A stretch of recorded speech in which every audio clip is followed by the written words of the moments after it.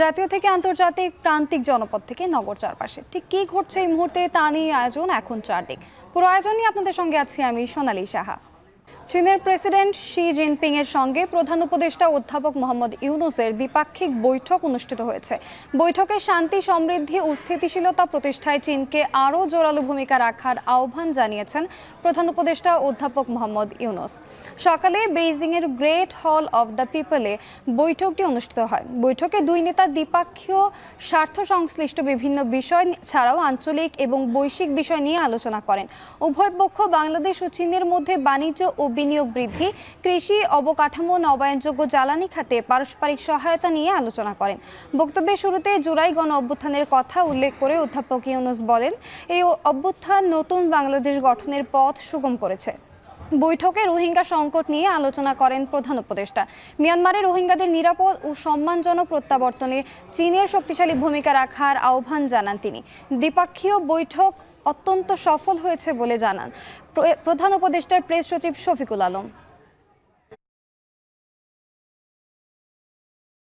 Professor Yunus তার বক্তব্যে চায়নার সাথে বাংলাদেশের যে হিস্টোরিক্যাল যে কানেকশন সেগুলো বলেছেন। এবছর যে আমাদের সাথে চায়নার যে ডিপ্লোম্যাটিক রিলেশনশিপের 50 বছর পূর্তি উপলক্ষে সেটা বলেছেন, এবং চায়নার সাথে আমাদের যে সমস্ত ইস্যুগুলো আছে প্রত্যেকটা বিষয়েই চাইনিজ প্রেসিডেন্ট পজিটিভ কনসিডারেশনের কথা বলেছেন। উনি বলেছেন যে প্রফেসর ইউনূসকে এবং তার গভর্নমেন্টকে তারা ফুল সাপোর্ট দিচ্ছেন। এবং আরেকটা কথা, যেটা এই পুরো ভিজিটের একটা অন্যতম দিক ছিল, যে চাইনিজ ইনভেস্টরদেরকে বাংলাদেশে ইনভাইট করা। ভারতের সেভেন সিস্টার্স, নেপাল ও ভুটান সহ এই অঞ্চলের ভূরাজনৈতিক উন্নয়নে বাংলাদেশের অবস্থান গুরুত্বপূর্ণ বলে জানিয়েছেন প্রধান উপদেষ্টা ডক্টর মোহাম্মদ ইউনূস। বেইজিংয়ের দ্য প্রেসিডেন্সিয়াল হাউসে চীনা ব্যবসায়ী নেতাদের সঙ্গে বিনিয়োগ সংলাপে একথা বলেন তিনি। বৈঠকে চীনা ব্যবসায়ীদের বাংলাদেশে বিনিয়োগের আহ্বান জানান প্রধান উপদেষ্টা। এ সময় দেশে তৈরি পোশাক খাতের সক্ষমতার উদাহরণও তুলে ধরেন প্রধান উপদেষ্টা। একই সঙ্গে বাংলাদেশে ব্যবসা বিনিয়োগ বাড়ানোর বিভিন্ন নতুন ক্ষেত্রের কথাও উল্লেখ করেন ডক্টর মোহাম্মদ ইউনূস। অন্তর্বর্তী সরকার প্রধান বলেন, বাংলাদেশের তরুণরা দেশকে এগিয়ে নিতে অবিচল রয়েছে। তাদের সংখ্যা নেহাত কম নয়। তারা জানে কিভাবে চ্যালেঞ্জ মোকাবেলা করতে হয়। তাই বাংলাদেশ হতে পারে বিনিয়োগে অনন্য জায়গা। এ সময় চীনা ব্যবসায়ীদের বাংলাদেশ ভ্রমণের আহ্বান জানান প্রধান উপদেষ্টা।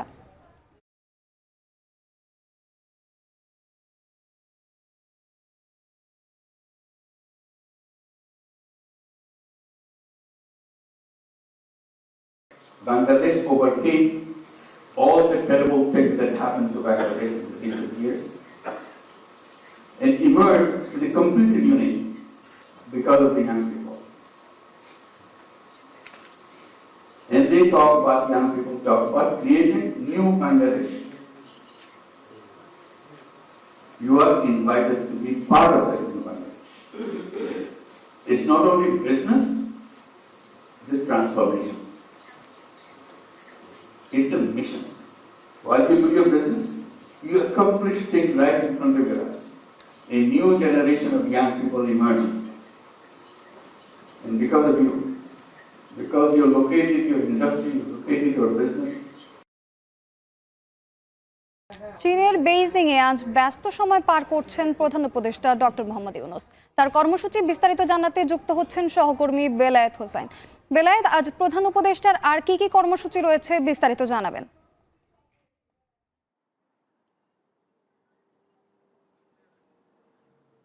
সোনালী, আপনি জানেন যে এখানে দুইজন উপদেষ্টাকে নিয়ে এসেছেন প্রধান উপদেষ্টা। এর মধ্যে পররাষ্ট্র উপদেষ্টা তো রয়েছেনই, আর এর পাশাপাশি বিদ্যুৎ, জ্বালানি, খনিজ সম্পদ এবং সড়ক ও পরিবহন উপদেষ্টা ফজল কবির রয়েছেন। মূলত এই মন্ত্রণালয়টি বাংলাদেশের জন্য চীনের সঙ্গে বেশ গুরুত্বপূর্ণ। এখানে এই মন্ত্রণালয়ের অধীনে যতগুলো বিভাগ রয়েছে, প্রত্যেকটি বিভাগ ধরে ধরে এখানকার যারা চীনের সংশ্লিষ্ট ব্যক্তিবর্গ রয়েছেন তাদের সঙ্গে বৈঠক করছেন একের পর এক প্রধান উপদেষ্টা। আর এর বাইরে যদি বলি যে এখানে রোহিঙ্গা বিষয়ক উচ্চ প্রতিনিধি খলিলুর রহমান রয়েছেন প্রধান উপদেষ্টার সফর সঙ্গে।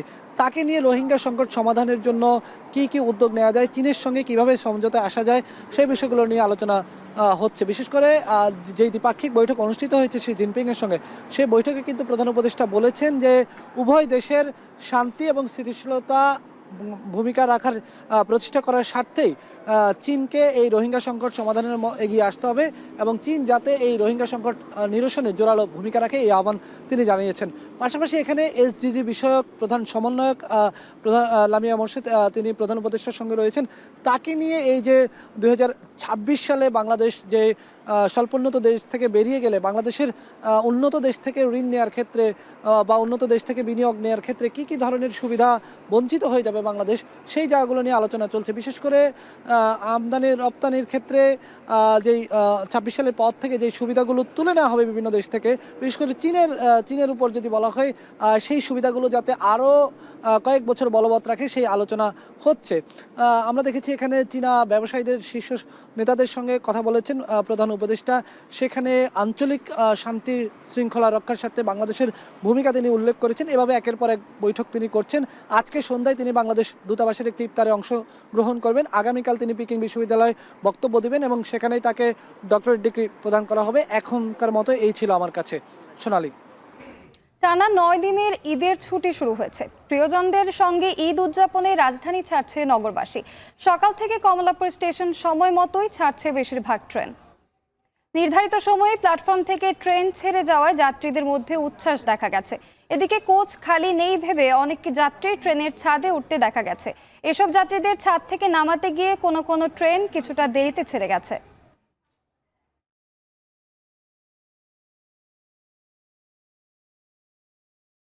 এদিকে সড়ক পথেও নির্বিঘ্নেই রাজধানী ছাড়ছেন নগরবাসী। গাবতলী বাস টার্মিনাল থেকে ভোর থেকে গন্তব্যের পথে রওনা দিয়েছেন নগরবাসী। সকালে যাত্রীদের চাপ কিছুটা বাড়লেও আগাম টিকিট বিক্রি হয় অধিকাংশ কাউন্টারের সামনে তেমন ভিড় দেখা যায়নি। কাউন্টারে এসে ভোগান্তি ছাড়া টিকিট পেয়ে আনন্দ প্রকাশ করেছেন তারা।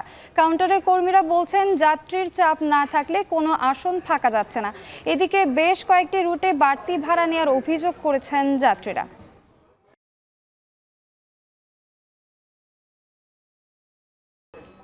ঈদের আগ মুহূর্তে রাজধানীর বাজারে বেড়েছে সব ধরনের মাংসের দাম। সপ্তাহের ব্যবধানে সোনালী মুরগির দাম কেজিতে 40 টাকা বেড়ে বিক্রি হচ্ছে 320 টাকা দরে। আর একই সময়ের ব্যবধানে ব্রয়লার মুরগির দাম কেজিতে 20 টাকা বেড়ে বিক্রি হচ্ছে 220 টাকা দরে। ঈদের আগে বেড়েছে গরু ও খাসির মাংসের দামও। 50 টাকা বেড়ে খাসির মাংস বিক্রি হচ্ছে 1250 টাকা দরে। আর গরুর মাংসের দাম কেজিতে 30 টাকা বেড়ে বিক্রি হচ্ছে 780 টাকা দরে। তবে তরল দুধের দাম কিছুটা বাড়লেও স্থিতিশীল রয়েছে ঈদের দিনের পণ্য হিসেবে পরিচিত সেমাই, নুডলস, পোলাও চালের দাম। আর লেবু, শসা ও বেগুন আগের মতোই বেশি দামে বিক্রি হলেও স্থিতিশীল রয়েছে অন্যান্য সবজির দাম।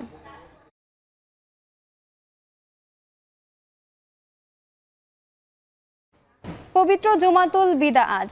প্রতি বছরের মতো এবারও দেশব্যাপী মসজিদে মসজিদে আজ জুম্মার নামাজ আদায় করছেন ধর্মপ্রাণ মুসল্লিরা। বায়তুল মোকাররমে জুমাতুল বিদার নামাজ আদায়ের খবর জানাতে সরাসরি যুক্ত হচ্ছেন সহকর্মী মাঝার মাহবুব। মাঝার, জুমাতুল বিদার তাৎপর্য নিয়ে খুতবায় কি আলোচনা হলো বিস্তারিত জানাবেন।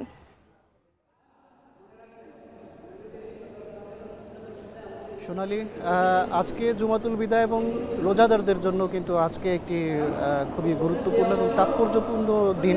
বিশেষ করে গতকাল রাতে যারা শবে কদরের নামাজ আদায় করেছেন এবং আজকে রমজান মাসের শেষ জুমা, সেই উপলক্ষেই দুটি তাৎপর্যপূর্ণ সময় পাওয়ার পর আসলে যারা ধর্মপ্রাণ মুসল্লি রয়েছেন তারা কিন্তু আসলে দিনটিকে কোনোভাবেই হাতছাড়া করতে চাচ্ছে না। তারা দোয়া এবং পরিপূর্ণ করতে চাচ্ছেন এবং দিনটি আমরা বাইতুল মোকাররমে দেখছি যে হাজারো মুসল্লি এবং উত্তর থেকে দক্ষিণ গেট এবং পুরো বাইতুল মোকাররম মসজিদ কিন্তু আসলে মুসল্লিতে একদম তুলে গেছে এবং মুসল্লিরা আসলে আমরা বেশ কয়েকজনের সঙ্গে কথা বলেছি এবং তারা যেমনটি জানিয়েছেন যে আসলে তাদের দোয়ায় আসলে দুটি বিষয়ে প্রাধান্য পাচ্ছে। এক হচ্ছে 5ই আগস্টের পর নতুন যেই সরকার গঠিত হয়েছে এই সরকার যেন সুন্দরভাবে বাংলাদেশকে পরিচালনা করতে পারে এবং দেশ যেন শান্তিপূর্ণভাবে দেশ সুশৃঙ্খলভাবে চলে এবং সবার মাঝে যেন শান্তি বিরাজ করে এমন দোয়াই তারা করতে চান। অপরদিকে সারা বিশ্বের মুসলিমদের এখন কিন্তু নজর ফিলিস্তিনের দিকে, যেখানে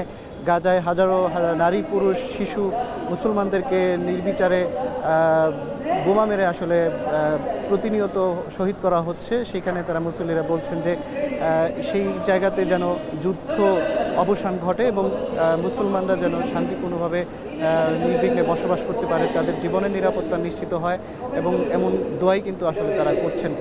সব কিছু মিলিয়ে আসলে বাংলাদেশের জাতিগতভাবে সৌহার্দ্য শান্তি বজায় রাখা এবং আন্তর্জাতিকভাবে যেই ধর্মীয় দ্বন্দ্ব বা রাষ্ট্রীয় দ্বন্দ্ব সব কিছু ভুলে গিয়ে যেন শান্তি বিরাজ করে সেই দোয়াই কিন্তু আসলে মুসল্লিরা করছেন এবং তারা বলছেন যে এই রমজানের আসলে শেষ মুহূর্তে যে জুমাতুল বিদা তাৎপর্যপূর্ণ দিন এবং কদরের রাতের তারা যে দোয়াটি চেয়েছেন, তারা একই জুমাতুল বিদায় সেই দোয়াটি চান এবং তারা জুমার যে মহত্ব আজকে যে খুতবায় যে আলোচনা হচ্ছে মানুষের জীবনে যেন শৃঙ্খলা ফিরে আসে এই রমজানের মতো, এমনটাই তারা আসলে নিজের জন্য এবং জাতির কল্যাণের জন্য দোয়া করতে চান। সোনালী, নির্বাচন নিয়ে অন্তর্বর্তী সরকার ধোঁয়াশা তৈরি করছে, তাদের কথার সাথে হাসিনার কথার মিল পাওয়া যাচ্ছে বলে মন্তব্য করেছেন বিএনপির সিনিয়র যুগ্ম মহাসচিব রুহুল কবির রিজভী।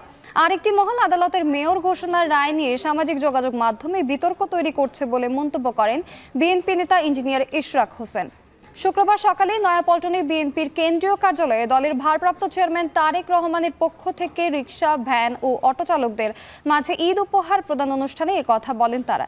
এ সময় রিজভী বলেন, সরকারকে নির্বাচন নিয়ে স্পষ্ট মাস তারিখ দিয়ে নির্বাচনের ঘোষণা দিতে হবে। তিনি আরও বলেন, নির্বাচন সুষ্ঠু হয়নি বলেই জুলাই আন্দোলন হয়েছে। এ সরকার ভোটে নির্বাচিত না হলেও তার জনসমর্থন রয়েছে। অন্যদিকে ইঞ্জিনিয়ার ইশরাক বলেন, ন্যায় বিচার পাওয়ার জন্যই আদালতে গিয়েছিলাম, আইনি প্রক্রিয়া শেষে ন্যায় বিচার পেয়েছি। এই রায়ের মাধ্যমে আইনের শাসনের দৃষ্টান্ত তৈরি হয়েছে বলেও মন্তব্য করেন তিনি।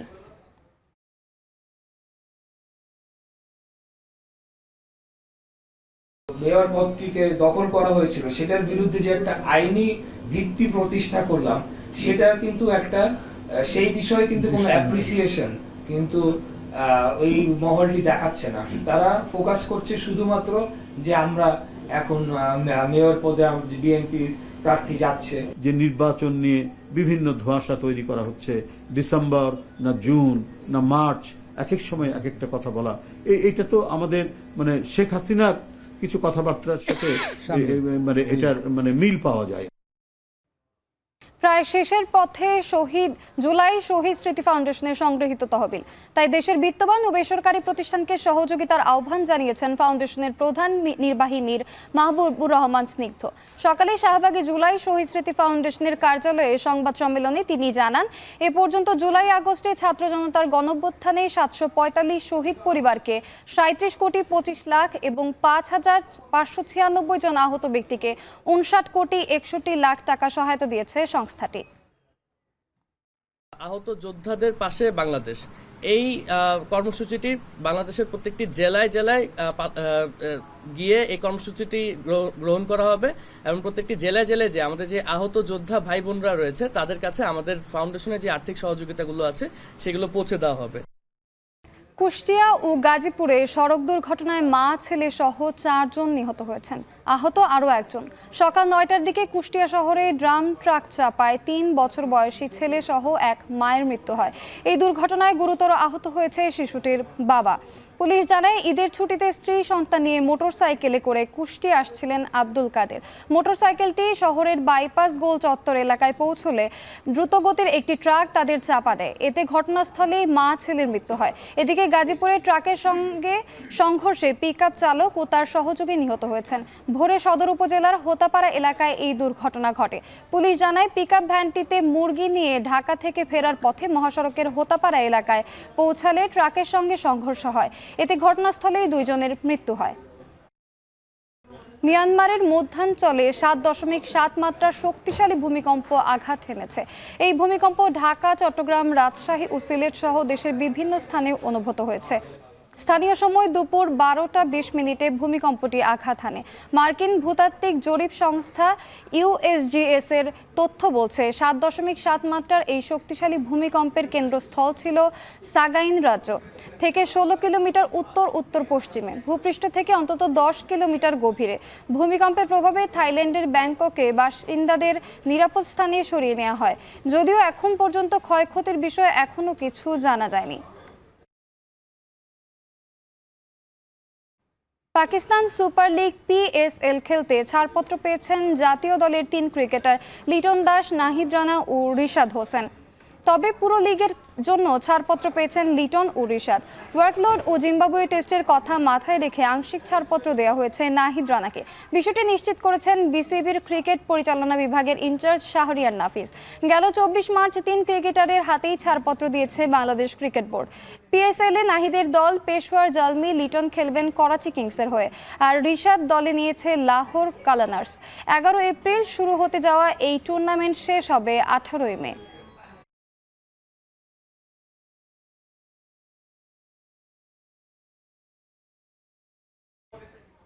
শেষ করছি এখন চারদিক। এখন টেলিভিশন ওয়েবসাইটে দেখতে ভিজিট করুন www.ekhon.tv।